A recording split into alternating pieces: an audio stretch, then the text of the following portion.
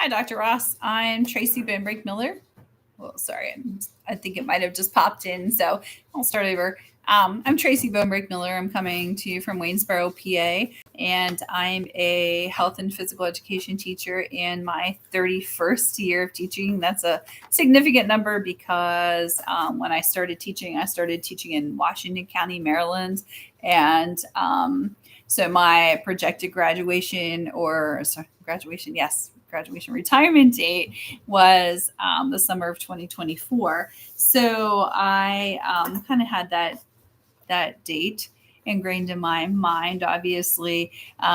So in about 2008, I came to Pennsylvania to teach, and the rules for retirement are a little different. So I have enough years here in Pennsylvania, but minimum age before taking too much of a hit is 55 years of age. So I'm hanging in there, and I still want to work, and I still want to contribute, and I still love our field. But I'm ready for another challenge. And I work at the college level. I work at adjunct at Frederick Community College in Frederick, Maryland, and at Penn State Mont Alto. And I really enjoy teaching at that level. So one of the things that I hope to accomplish is maybe to get a little bit more of a secure footing with those positions with my earned terminal degree. So my leisure time is kind of at a transition. So um, my son moved out this summer. He is a registered nurse at Penn State Hershey Medical Center. And so that's about an hour and a half away from where I live, and he's loving his job. So that's been a transition. And my daughter is in her sophomore year at Penn State University Park. She's an engineering major.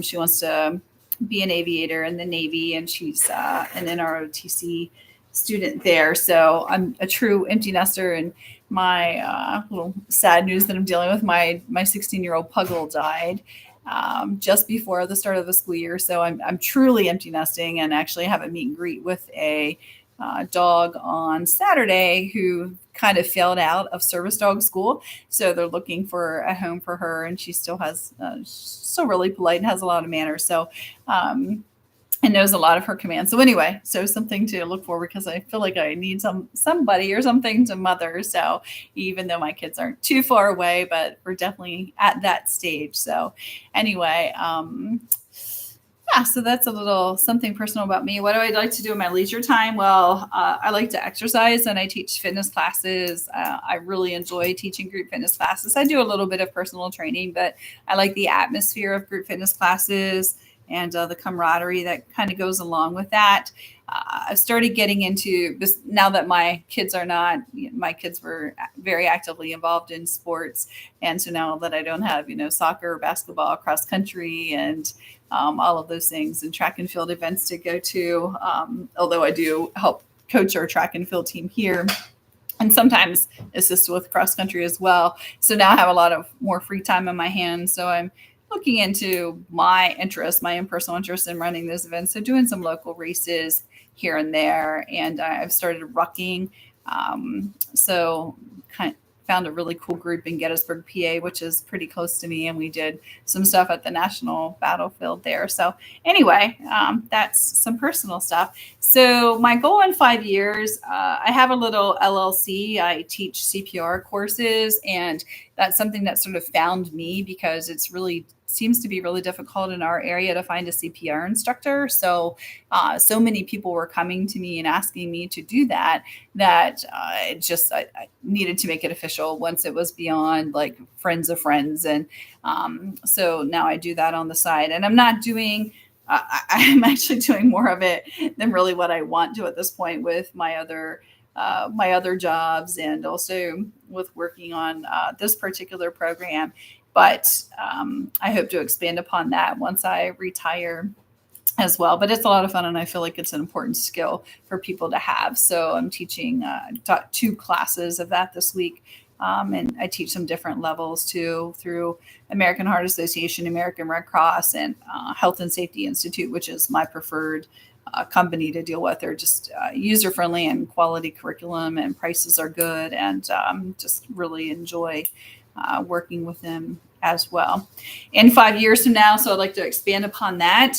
I'd like to continue teaching my fitness classes, definitely maybe get into perhaps a full-time position at a local college or university. I've also done some adjunct work at Hagerstown Community College, which is close by to us.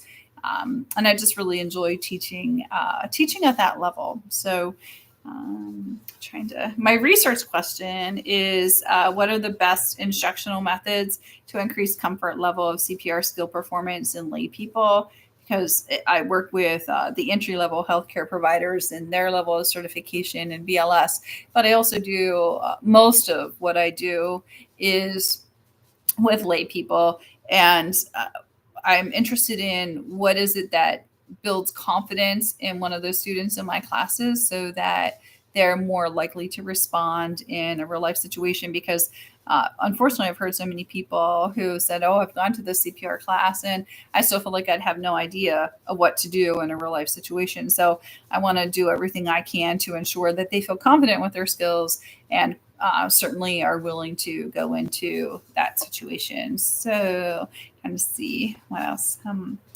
So what leisure time activity that I think I've covered everything. So I'm a big Penn Stater. That's another thing that I like to do in my free time. So I'm excited with Penn State's rankings, and I'm just hoping that they're not overinflated this season.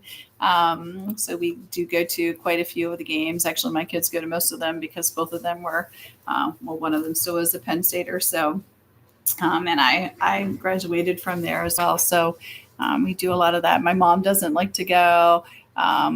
She kind of sticks around. She lives here in our local area as well. So anyway, that's me. That's my family. And I appreciate all of your help in this program. And I look forward to starting into Seminar 2. Thanks a lot. Thanks for watching.